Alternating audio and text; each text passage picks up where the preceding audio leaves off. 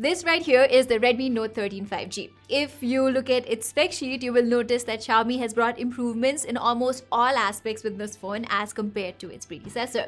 We have an upgraded chipset, higher res camera setup, faster charging, better ingress protection, and a few other upgrades. But are those upgrades enough for it to be the best phone under 20,000 rupees or some $200 right now? For me, this year it looks like Redmi has focused more on the experience side of things, which we can clearly see through the design of this phone. This device feels very light and slender on the hands, and the design here is really refined. I love the color options too. I have this white variant with me, while this phone is also available in a black, gold, and teal color options, all of which look very refreshing. And the best part is the minimal bezels on this display. You can see here how almost non-existent the bezels are on this thing. Plus, Redmi has also included an IP54 rating versus IP53 on the Note 12, which should give you slightly better splash resistance. You also get Corning's Gorilla Glass 3 protection on the display, and yes, you get an IR blaster here too. The boxy form factor on it also helps quite a bit with the grip. So yeah, the Redmi Note 13 pretty much provides you a good trendy design for what it's worth. Moving on, the display here is also fairly competitive as you get a 120Hz 10-bit AMOLED panel. It's not 12-bit like its Pro siblings, but it is still a nice full HD screen with vibrant colors, inky blacks, and great contrast.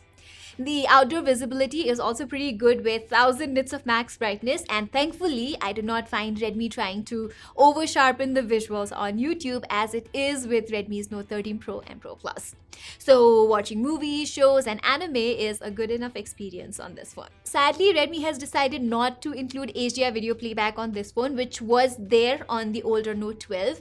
And talking about the things that are not included, we also don't get stereo speakers this time.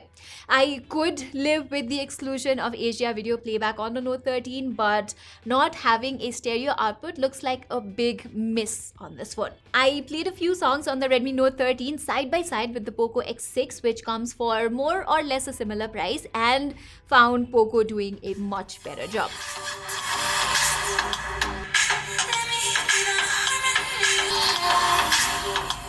Not only there is a good stereo separation, but the audio is louder and fuller on it. Hence, listening to songs or watching movies is a better experience on the Poco X6 than on the Redmi Note 13 5G. Likewise, Poco offers slightly better haptics than the Redmi Note 13 as well. Okay, so moving on, let's talk about the performance side of things. And here, the Redmi Note 13 5G is powered by the MediaTek Dimensity 6080 chipset, which basically is a rebranded Dimensity 810. But still, it is a good enough improvement upon the Snapdragon 4 Gen 1 that we had on the Redmi Note 12 5G. Take gaming for instance. You get a very stable 40 and 60 FPS in games like PUBG and Call of Duty, and I didn't notice much heating or throttling during gameplay either. Even when running benchmarks and such, the phone was able to maintain favorable temperatures. Only in intensive games like Genshin Impact and Mech Arena, the overall stability was not very good here, and the phone got slightly hotter while playing those games too. But overall, the gaming side of things on the Redmi Note 13 5G is good enough for the price, I would say. However, I do have to tell you that the Poco X6 with the Snapdragon 7S Gen 2 is a much better performer in the same price bracket, especially in the gaming space. The phone was able to push smooth 60 FPS in PUBG and Call of Duty, while it also supports higher FPS gaming in titles such as Mech Arena. During normal usage though, the Redmi Note 13 will not disappoint you at all.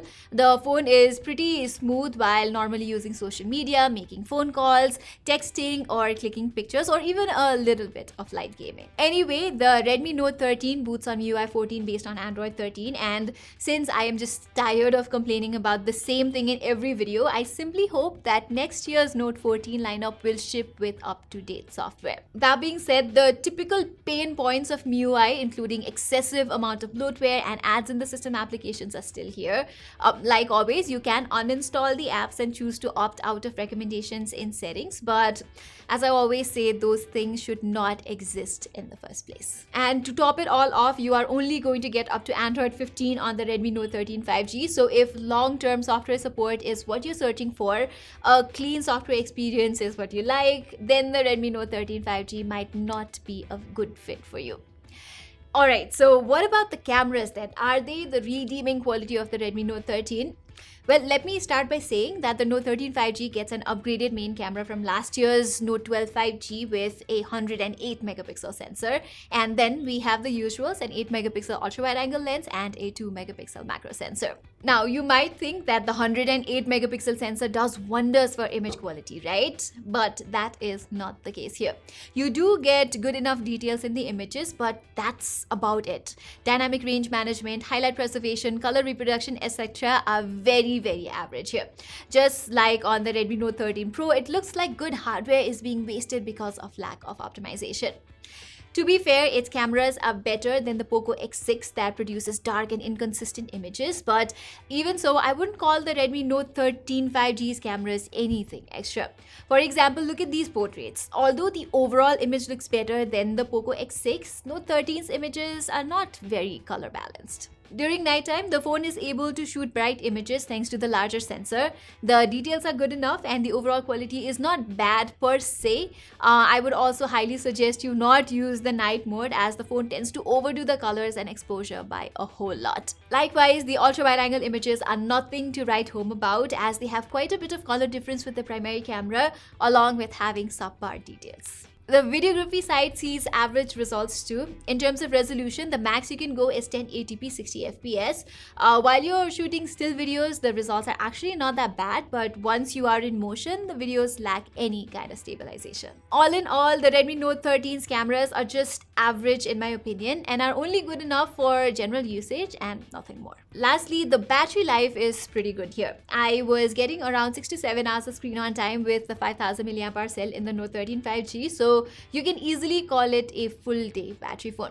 Moreover, if scrolling through your news feed, watching Instagram reels and streaming videos on YouTube is all that you do on your smartphone, it might even last you even longer. Charging is not a hassle either at 33 watt, which took me around half an hour to get to 60% and slightly more than an hour to fully charge this phone. So if you're looking for a balanced mid-range phone for some 20,000 in India, the Redmi Note 13 looks like one of the good options. It definitely misses out on a few aspects, but it does get a lot of things right, like the design, display, battery life, and somewhat the cameras too. Having said that, I don't see the Redmi Note 13 5G being the market disruptor in its price segment as they used to before.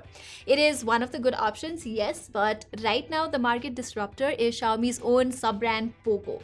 For instance, the Poco X6, which is like 10% more expensive, will provide you much better performance, stereo speakers, slightly better haptics, and even a better display. So everybody, that is all for my full review of the Redmi Note 13 5G. I hope this video was helpful for you to make your purchase decision.